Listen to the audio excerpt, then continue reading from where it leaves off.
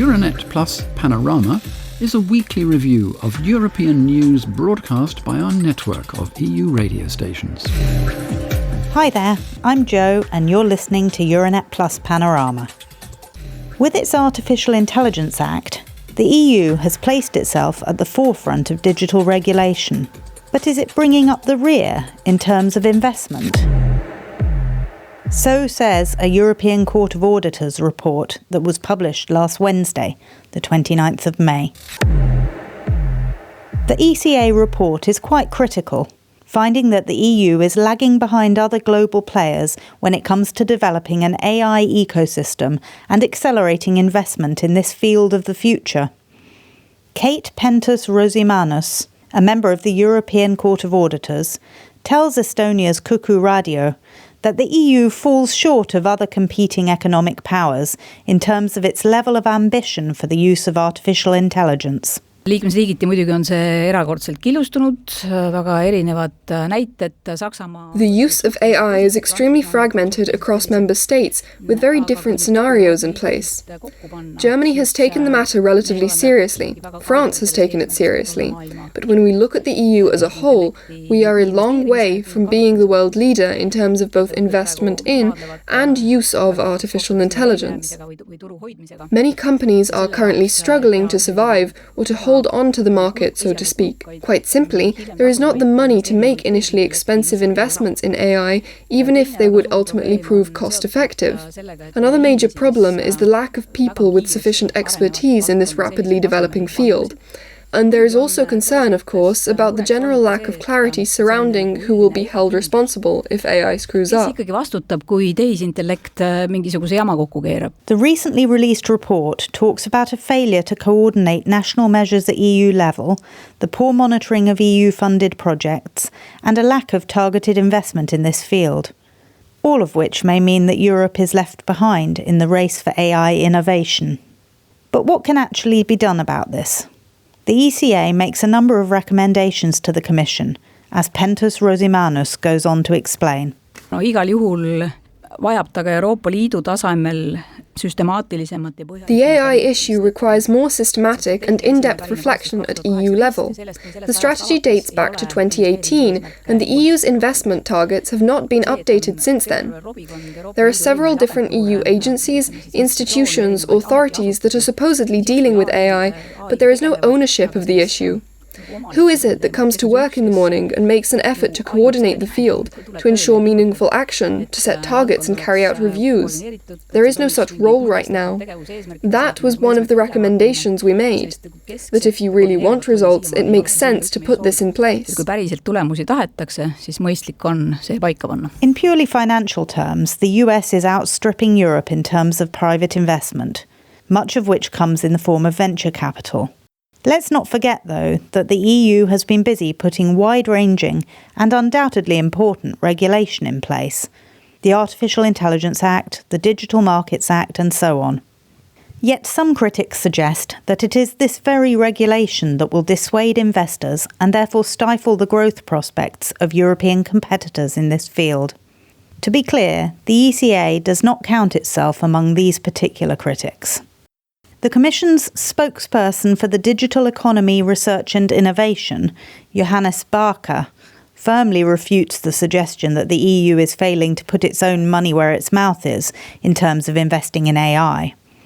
German broadcaster AMS shares his statement from the end of May. Let me highlight maybe 3 elements. AI innovation package from January, 4 billion euros.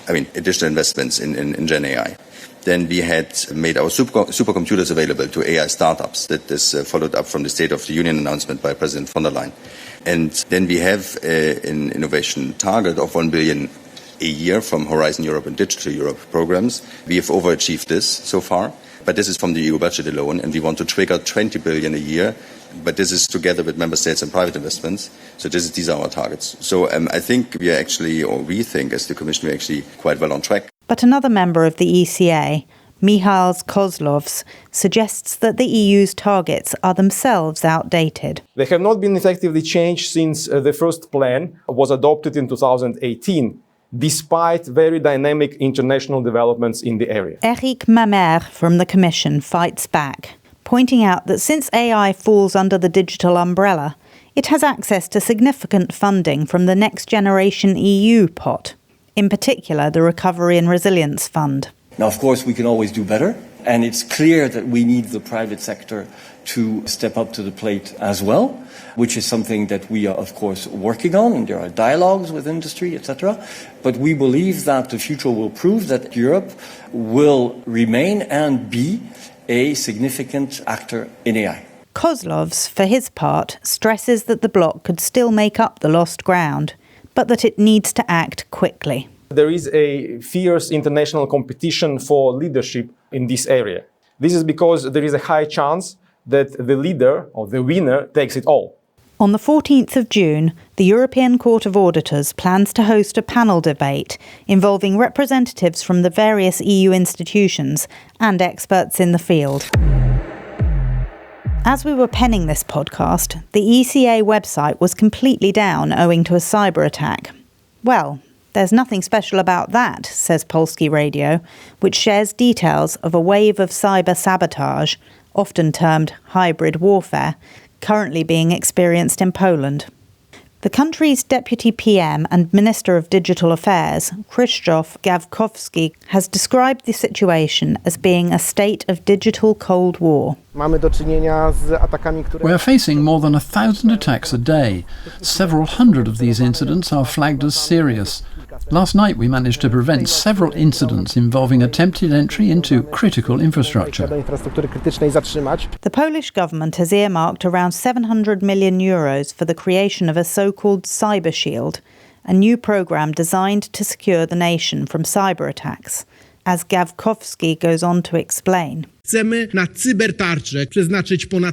want to allocate more than 3 billion Polish zloty to the Cyber Shield. This will carry out regular security reviews, build broad resilience at the level of critical infrastructure, and develop cooperation at the national level. All these elements will serve us as a strong cyber shield going forwards. This will show we are at the forefront of Europe's digital transformation and, at the same time, a leading force in digital security. In other news, at the latest Foreign Affairs Council on Defence on the 28th of May, European defence ministers remained divided over whether to lift the restrictions currently placed on Ukraine's use of their military equipment so as to enable attacks on military targets in Russia. Ultimately, this decision is left to member states, but the balance appears to be shifting from avoiding escalation at all costs towards enabling Ukraine to use European weapons to defend itself. For now, ministers reaffirmed their military support for Ukraine, with several stressing the need to deliver more equipment more quickly, particularly ammunition and anti-aircraft systems.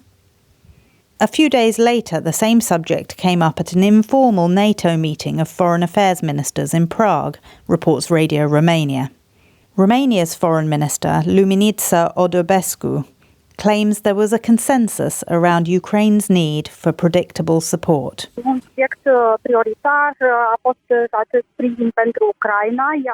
A priority topic was this support for Ukraine, and the NATO Secretary-General's proposal for planning a more robust and predictable support framework for Ukraine were discussed in Prague.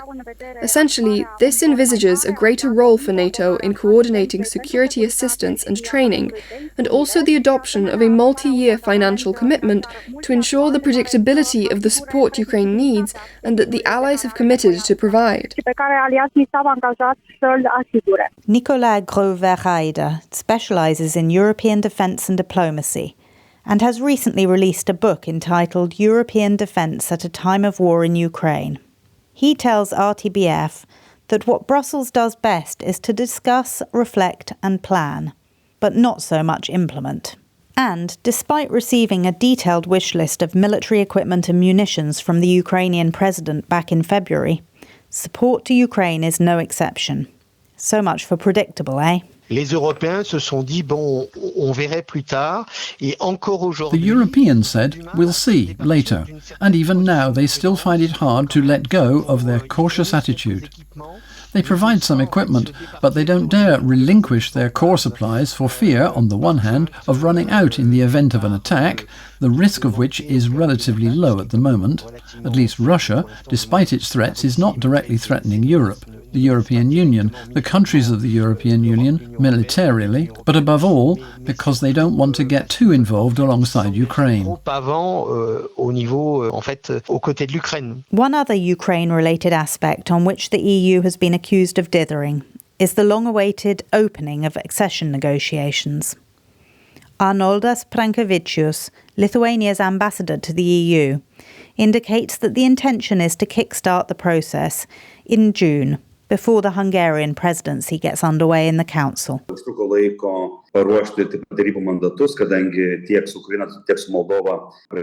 It took time to prepare the negotiating mandates, as with both Ukraine and Moldova. The negotiating frameworks needed to be approved. These are very detailed documents outlining the whole negotiation process, what to expect, which chapters will be opened, what the whole process will be. For a couple of months there have been very intensive work here in the Council, in the working group, together with the Commission, taking into account the expectations of Ukraine and Moldova in the development of the negotiating programmes. After the European Parliament elections, we plan to hold intergovernmental conferences to formally launch negotiations. At these conferences, Member States will adopt the negotiating frameworks and kickstart the negotiation process. This will be a historically significant date.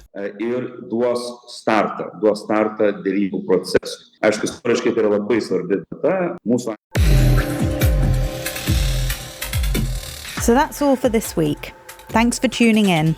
We'll be back next week with initial reactions to the European Parliament election results. In the meantime, happy voting.